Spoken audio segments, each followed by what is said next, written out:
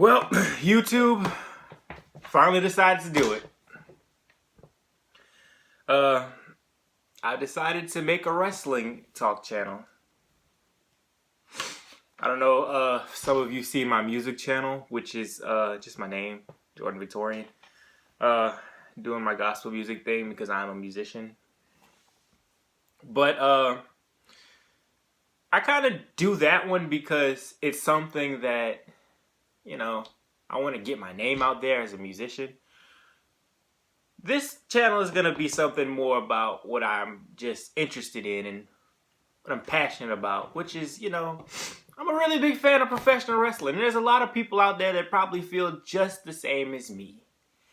And that's the reason I decided to do this channel, because sometimes I just want to talk about professional wrestling. And where I'm from, I don't really have a lot of friends that are fans of professional wrestling, so I figured what better way than to just make a YouTube channel, and maybe I could connect with people who have different opinions about things going on in wrestling, and make some connections. And I don't know how big this channel may get. Maybe it'll be big, something like What Culture or Cultaholic. Or maybe, nobody will watch it, and that's okay too, because I'm just talking wrestling.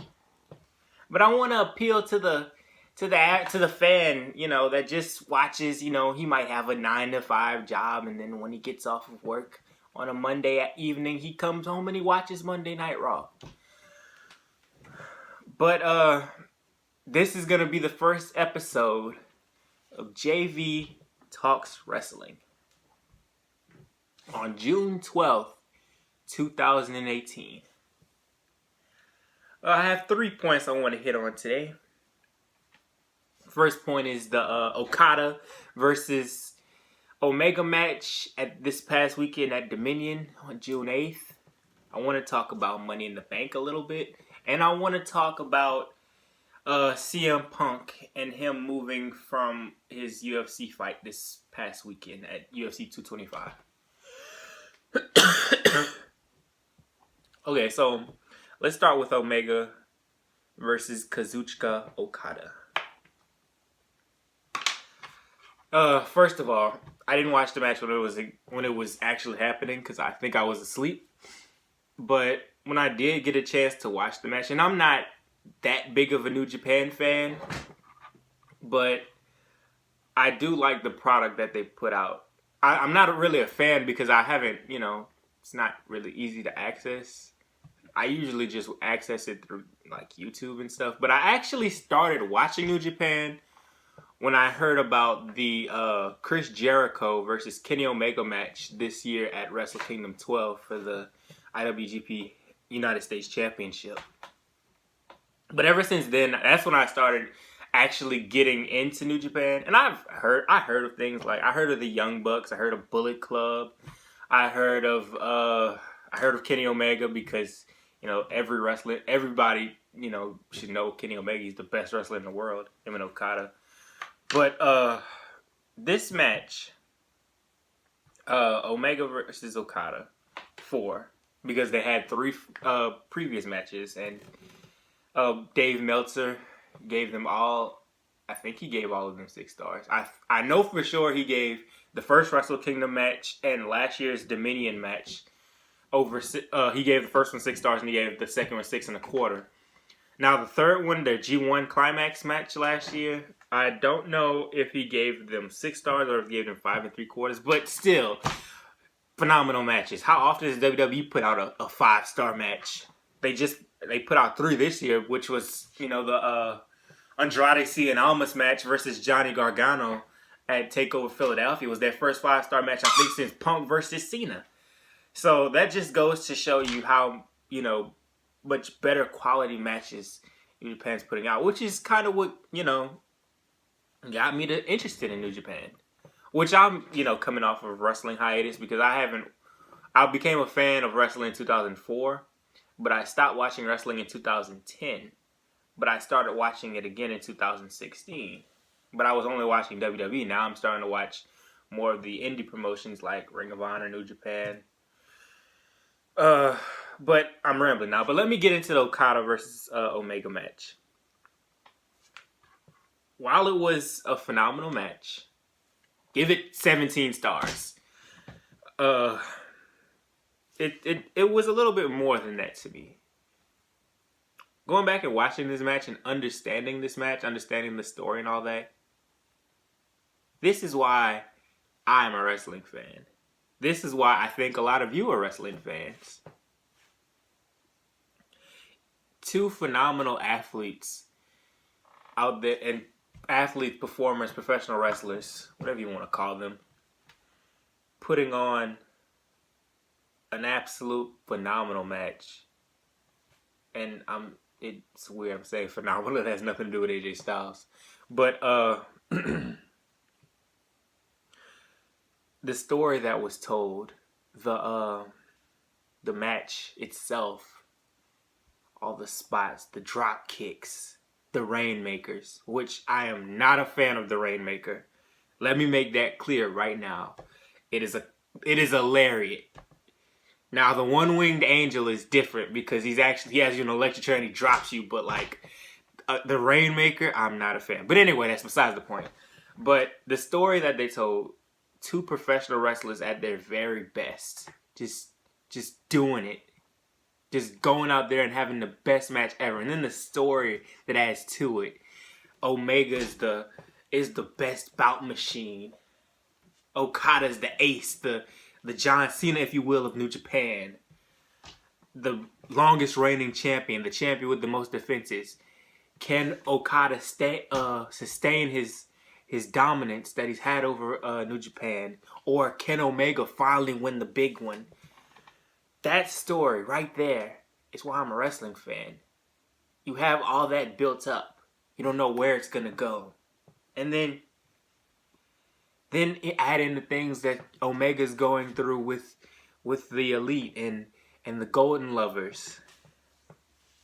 And it just shows when you do this right, this is what makes wrestling so great. This is what makes wrestling awesome.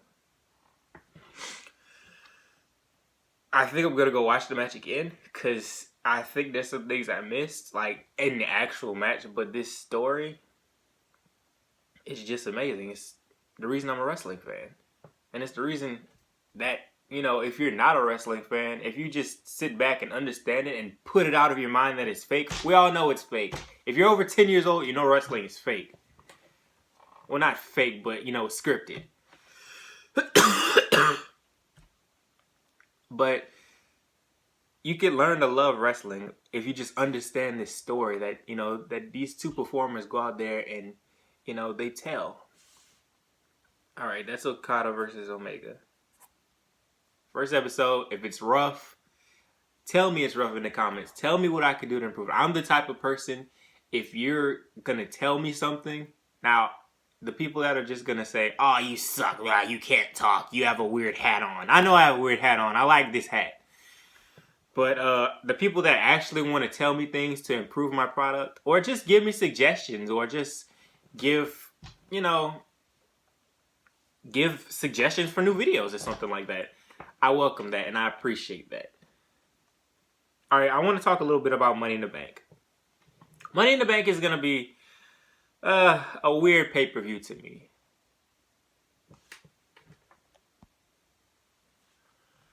Okay, you have the, first of all, where's Brock Lesnar? I'm not the biggest Roman Reigns fan, which I'm not the biggest Roman Reigns hater either, but if you're going to just I'd rather see him with the title because he's on TV every week. What's the point of having a top title and the champ is never there? He's a box office attraction. And I get that, when he does show up, everybody's like, oh, well, Lesnar dropped the title this time? Or, it's Brock Lesnar, he's going to be on TV. But I want to see a champion that's there every weekend putting on good matches. Every week putting on good matches. If that has to be Roman Reigns, so be it. But anyway, I want to get into the Money in the Bank matches. Because I think they'll have great implications on what's going to happen in the future with the women's division and men's divisions. So on In the women's Money in the Bank, we have Alexa Bliss, Charlotte, Natalya, Lana, Naomi, Sasha Banks, Ember Moon, and I'm forgetting who the other person is. Can't wrap my finger around it. It'll come to me later. Oh, Becky Lynch. I'm going to give you what I think will happen, and I'll give you what I'd like to see happen. Now, if I know WWE, they're going to throw some kind of weird story out there. It's probably going to involve the women's title on one of the shows. But I want to just see someone who really deserves the Money in the Bank contract win it. Someone, maybe, I don't want to see Charlotte win it because Charlotte gets every opportunity. Charlotte has done everything. You know, I'm kind of burnt out on that. I'd really like to see Sasha Banks win this. I don't think she will, but I'd really like to see Sasha Banks win the women's Money in the Bank contract because all of her title reigns, they haven't been that great. I think this could be the start of her getting her big moment. Which, you know, she's a 4-time women's champion. 5 times if you count NXT, but she's never reached that level where I knew Sasha was the main woman. Charlotte's always been in her way. But I want to see Sasha finally become the star that she's supposed to be, the face of the women's division. But I see either Charlotte or Natalya winning the Money in the Bank. Charlotte will win it. To continue her. I see them giving it to Charlotte so she could continue this thing with Asuka, which they had a really good match at WrestleMania. I wasn't mad. I was kind of surprised that the streak ended, but that's, you know, I guess WWE just had to swerve us. But I think they're gonna give it to Natalya because they're gonna try to incorporate something with Ronda Rousey because that's her friend or whatever. But I'd really like to see Sasha Banks win it. Now on the men's side, it is Finn Balor, Kevin Owens, Braun Strowman, Bobby Roode. On SmackDown, it is one member of the New Day who I think it'll be Big E. If they have released it, let me know in the comments and I'll correct that. But it's one member of the New Day. Who else? Hey, I can't think right now. Oh, Rusev, that Samoan named Joe, and who's the 4th person? Dang, I can't think of it right now. It'll come to me. But on the men's side, I really think Rusev should win. Rusev is over like Rover. He's selling merchandise off the shelves. What more do you want from your superstar? You gave him the gimmick of Rusev Day. Now he's running with it. He's actually doing well with it. The people, wrestling friends I do have, every time we see each other, we're like, Happy Rusev Day. But it's crazy because you want your stars to get over. Then this guy finally gets over and you're not running with it. Rusev would be a good WWE champion. I'd like to see a Rusev versus AJ Styles match. Like an actual, and not this little, 11-minute match that has a shoddy finish where someone gets kicked in the private or whatever. Like this stuff with Nakamura, which was entertaining at first, but it's getting drawn out now. But I like to see Rusev have an actual good 20-minute match with someone like AJ Styles or someone like Shinsuke Nakamura for the WWE title and see Rusev come out on top and have a good reign as champion, maybe even with the Rusev Day. Or if you don't like that, turn him back heel and make him the dominant heel that can, be the face of the brand. But I think, other person is The Miz. Just thought of that. I think they're going to, and speaking of him, I think they're going to give it to him. They're going to give the briefcase to him so he could go on and do his stuff with Daniel Bryan or somehow screw Daniel Bryan out of the championship, which I don't think I'd be mad at that. But I'd really like to see Rusev finally get his time to shine. Similar to like I want with Sasha Banks. But this video is getting kind of long, so let me hurry up and get to CM Punk. When I was watching wrestling the first time, which is 2004 to 2010, I saw CM Punk. You know, now keep in mind, back then I might have been 12, 11. I'm 20 years old now. And, you know, I hated CM Punk. CM Punk, I remember when he was going through his feud with Jeff Hardy. And, you know, everyone loves Jeff Hardy. And I saw him, I remember he made Jeff leave. And I'm just this dumb little 12-year-old kid. I don't know what's going on the inside of wrestling. So I was so mad because I wanted Jeff to win that steel cage match on SmackDown after SummerSlam 2009. And Jeff had to leave the company if he lost, and I was so mad. But then, you know, when you get older, you start, you know, realizing the ins and outs of wrestling. You know, if you still care. Because a lot of people I know, they watched wrestling when they were little, but when they got older, they were like, oh, that's fake. Can't watch wrestling anymore. It's stupid. Which is not. Wrestling's awesome. But, I'd like to see CM Punk come back to WWE. And I know a lot of people would, but if it does happen, I think two things would have to happen. They would have to let him have control over anything that he wants. They have to give him the moon. Let him have his WrestleMania main event. Let him control what he does, his feuds and all that. They have to give him all that control. And I think it's hard to say if I believe it'll happen. It could. Never say never in WWE, but I do believe if CM Punk will wrestle again, I think he might show up in Japan.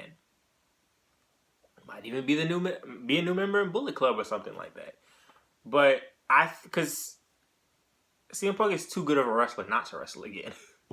Which his UFC career is, you know, I think it's just about done.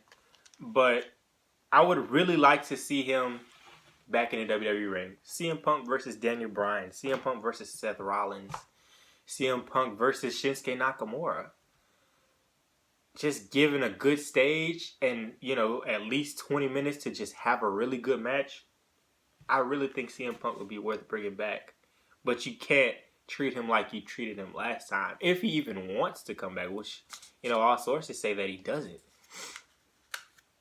But that's wishful thinking, and I think that'll wrap up our first episode of JV Talks Wrestling on this wonderful June 12th, 2018. Like I said, it's my first episode. If I did bad, tell me what I could do to improve. If I did good, you know, send me some support. Tell people to subscribe. Tell people to like my videos. Tell people to watch my videos. Leave comments on different things you think I should talk about. Like I said, I'm making this channel to appeal to the just average fan who just likes wrestling and just wants to talk about wrestling. And we talk about wrestling to me in the comments. And give me ideas. Thanks for watching. See you next time.